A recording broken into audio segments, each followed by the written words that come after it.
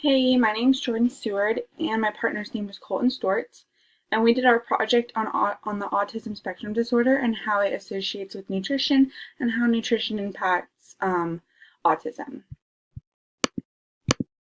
So just an overview on what the spectrum is. It's not one specific condition, but a range of conditions, which goes to generalize the term spectrum. In 2013, there were four separate ways you could diagnose someone on the spectrum, and they were autistic disorder, childhood disintegrative disorder, persuasive developmental disorder, and Asperger's syndrome, which are all now known now as ASD or autism spectrum disorder. Some characteristics of these conditions or children with ASD are challenges with verbal and nonverbal communication, reduced eye contact, facial expressions, body gestures, and repetitive behaviors. Autism is caused by multiple different variations of genetic and environmental factors. And the earliest you can diagnose autism is 18 months of age, but more likely it's diagnosed around ages 2 to 3 years old. So boys are 5 times more likely to have autism than girls, with boys having 1 in every 37 boys having autism and girls having 1 in every 151 girls diagnosed with autism.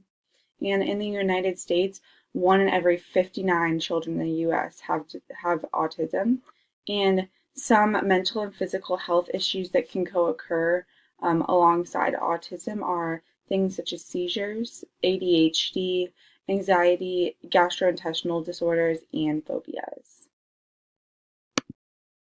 So how does autism impact nutrition? So autism reduces the amount of foods they like to eat, so they have limited and obsessive interests that can be translated into eating habits and patterns, which lead to avoiding certain foods or entire food groups in general.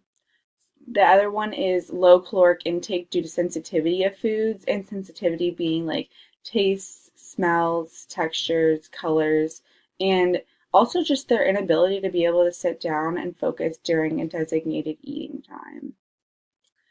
They also struggle with nutrient deficiencies, especially in calcium and protein due to restrictive diets and difficulties focusing at meals as well.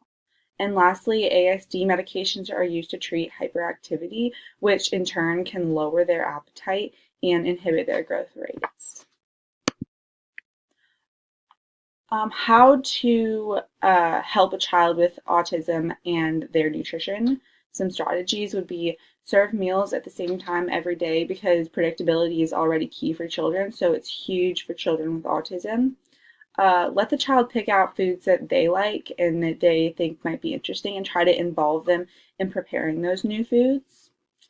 And lastly, seek professional help from a registered dietitian when a child needs a specific diet, and that will help ensure that you meet all their nutritional needs. How does the spectrum impact physical activity? So actually, there is an increased rate of children with autism being overweight, and that could be linked to them not participating in physical activity as much. And some reasons they might not be participating in physical activity are limited motor functions, low motivation, difficulty planning, difficulty with self-monitoring, and difficulty with team sports where communication is so huge.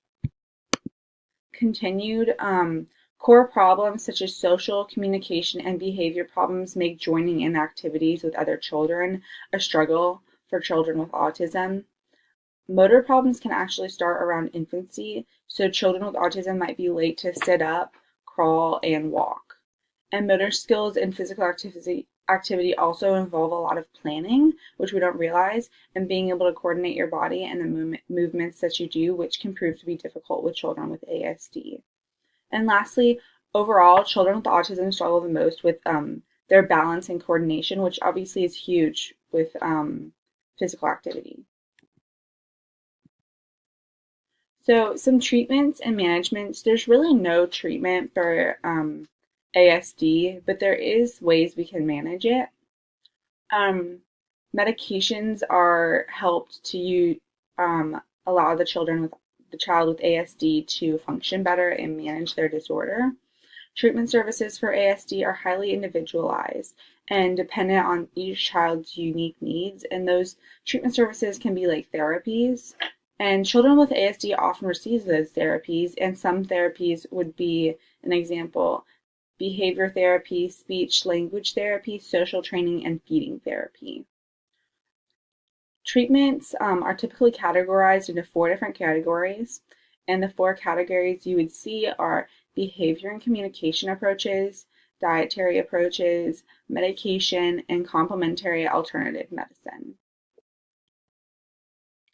So treatments continued. These are the 4 that you saw on the last slide. The first one, behavior and communication approaches. Therapies are therapies to provide children with structure, direction, positive behavior, reinforcements, and various social developmental skills. And some people in our work world that help children do this are applied behavior analysis, or ABA, occupational therapy, sensor integration therapy, and speech therapy. The second one we saw was dietary approaches, and those help with changing your diet, removing certain foods, adding certain foods, and based on the diet, or based on the idea that allergens or vitamin and mineral deficiencies cause ASD symptoms. The third one we saw was medication, and medications are used to help manage the inability to focus, manage seizures, manage high energy levels, and manage depression. Lastly, the last one we saw was complementary and alternative medicine, and these are actually controversial treatments such as special diets, biological hormone therapies, and deep pressure massages.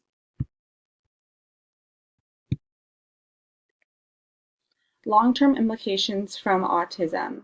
So one long-term implication from autism are high rates of being overweight because of unusual eating patterns and low physical activity, and low quality of life due to parameters such as living, like not being able to live on their own, independent living, not be able to have as much work experience as the average child, not having strong, sturdy relationships and friendships, having people that aren't accommodating to their lifestyle and what they need, and not being able to participate in recreational activities, and not being able to go out with friends as much because of the lack of motor skills or social skills.